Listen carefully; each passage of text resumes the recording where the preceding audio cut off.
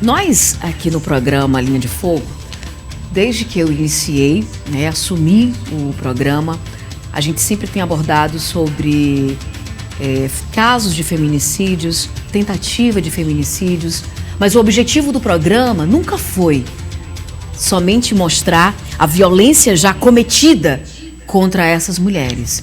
Nós também temos o compromisso, nós temos o objetivo de mostrarmos onde essas mulheres que sofrem algum tipo de violência, para onde elas devem recorrer.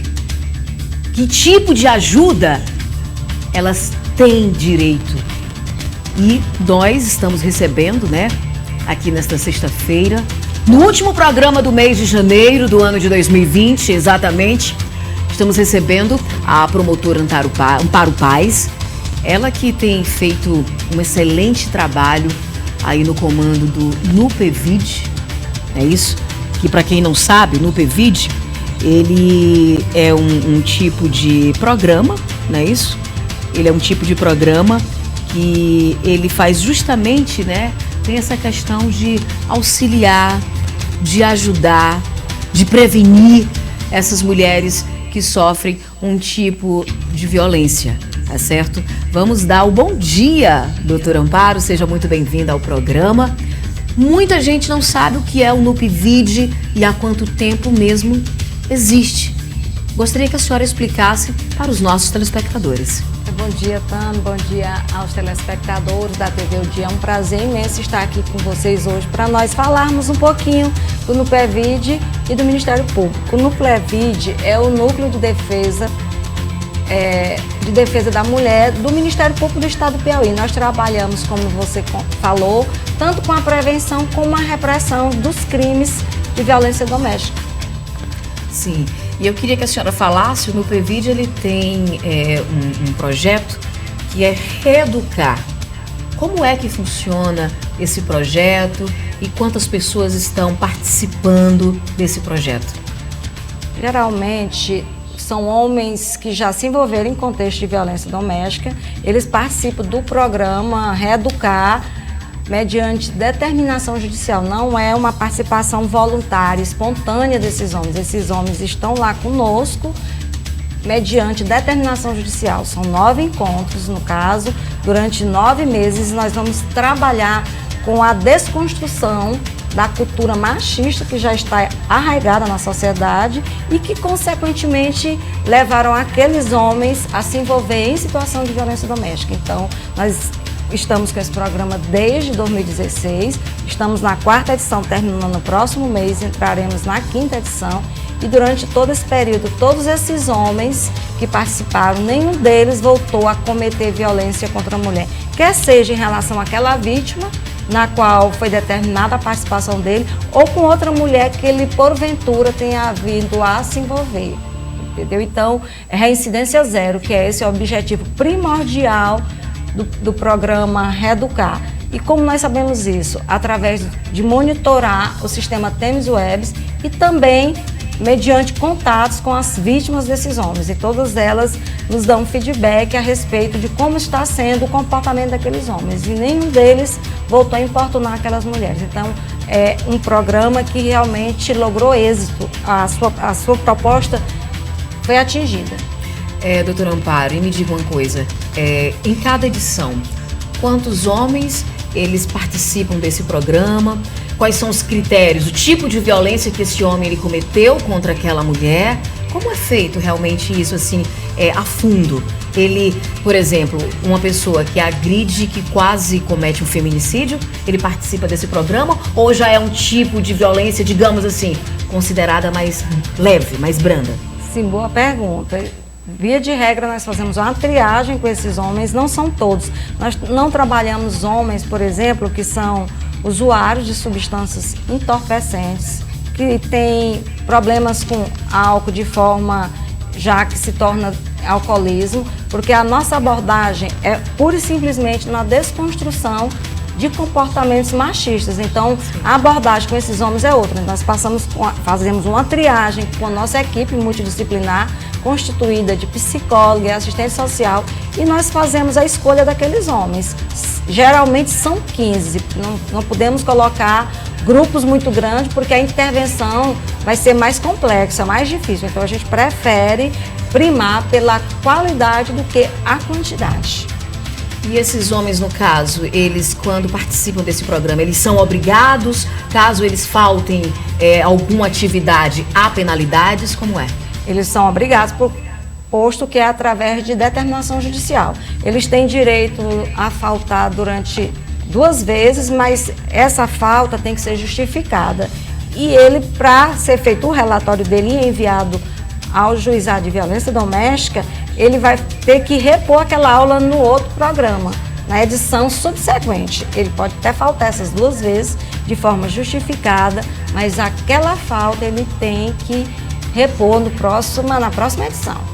Quais são os trabalhos realizados com esses homens? Eles passam por algum tipo de trabalho psicológico? O que é feito com eles durante esse período? São oficinas, rodas de conversa. Nós temos vários facilitadores.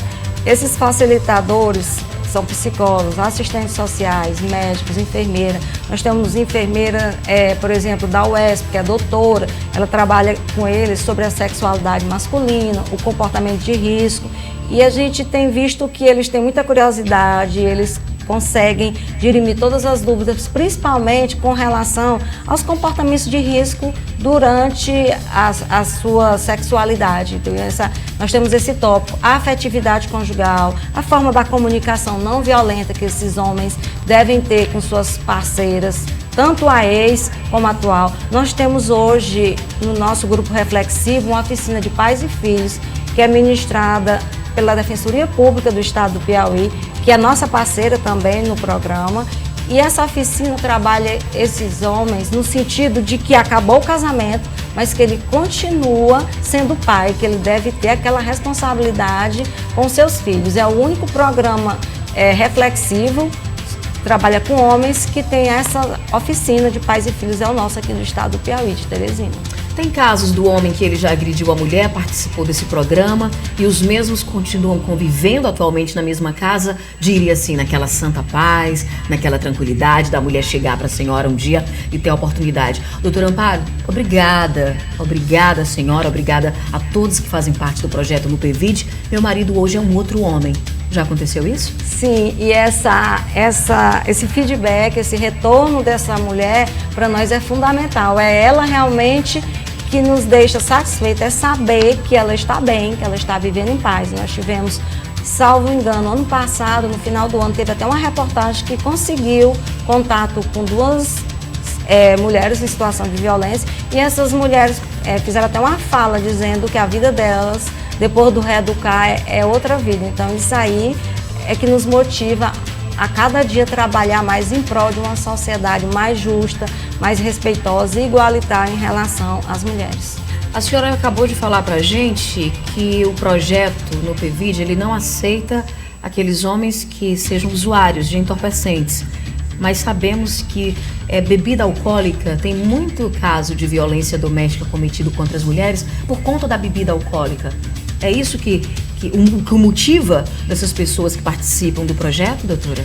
Olha, a bebida alcoólica e outras drogas, o que nós percebemos é que quase 50% das violências cometidas contra as mulheres, esses homens estão sob efeito, quer seja de álcool ou outras substâncias entorpecentes. Então, nós sabemos que não é esse o motivo da violência, mas que são fatores que exacerbam essa violência, que contribuem. Então, é tanto que é cientificamente comprovado que as mulheres sofrem mais violências no final de semana e feriado, no período noturno. Então, é exatamente naqueles momentos em que aqueles homens estão ingerindo bebida alcoólica e aquele álcool exacerba a violência contra aquela mulher e repercute nos altos índices que nós temos hoje de violência contra a mulher. Aí junta com a questão do machismo, a posse, né? Porque eu não entendo, doutora Amparo, nós temos infelizmente divulgado muito aqui no programa Linha de Fogo, aquela questão, muitos crimes cometidos contra as mulheres, né? Segundo o levantamento na capital, diminuiu o número de casos de feminicídios, mas em compensação no interior houve um aumento. Já temos cerca de 29 feminicídios. E olha que hoje é o último dia do mês de janeiro, né? Então, realmente, é uma situação assim muito complicada. O que a senhora tem para falar para essas mulheres? Sempre que a gente traz uma pessoa que realmente está à frente do combate contra a violência, contra a mulher, eu sempre peço para ela deixar um recado para aquela mulher que sofre calada por medo de denunciar, por medo de ser morta. Muitas se submetem também a esse tipo de violência pelo fato de dependerem, não só emocionalmente, mas principalmente financeiramente do seu companheiro. O que a senhora tem a falar para essas mulheres?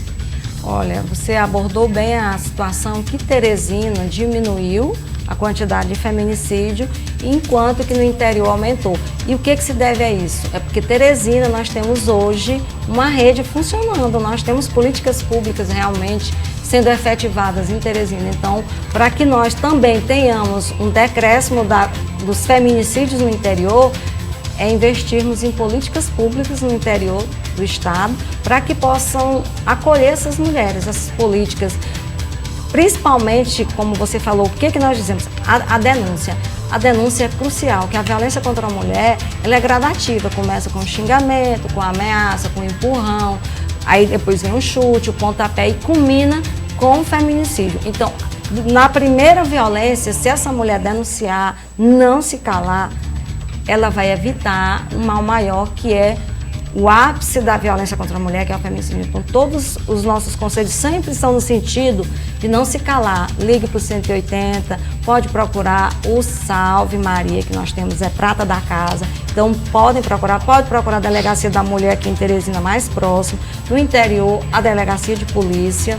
Pode procurar um centro de referência, pode procurar aqui em Teresina um CRAS, um CRES. Em vários lugares, né? Aqui em Teresina nós temos vários. Então, é o interior hoje que nós temos que fomentar políticas públicas para que essas mulheres sejam realmente acolhidas. Porque no interior, tem interior que sequer tem delegacia de polícia. Então, ter realmente delegacia, ter CRAS, ter CRES, centros de referências para acolher essa mulher. Então, é fomentar hoje políticas públicas de acolhimento àquela mulher, que muitas vezes ela, como você colocou, ela depende economicamente. É nós fomentarmos política pública para que essas mulheres possam ser qualificadas. Sim. E se inserirem no mercado de trabalho e ter sua autonomia econômica para sair daquela situação de violência. Muitas vezes elas são dependentes emocionalmente, aí já é uma outra abordagem, ela teria que ter uma questão de um viés de assistência psicológica para aquela mulher se empoderar, para aquela mulher fortalecer a autoestima dela e saber que ela pode existir sem aquela pessoa. E dar a volta por cima e continuar a vida dela, mas nunca esquecer, não se cale, denuncie, que é a melhor maneira de nós evitarmos um mal maior, que é o feminicídio. Doutora Amparo, a senhora me falou também de outro projeto, né?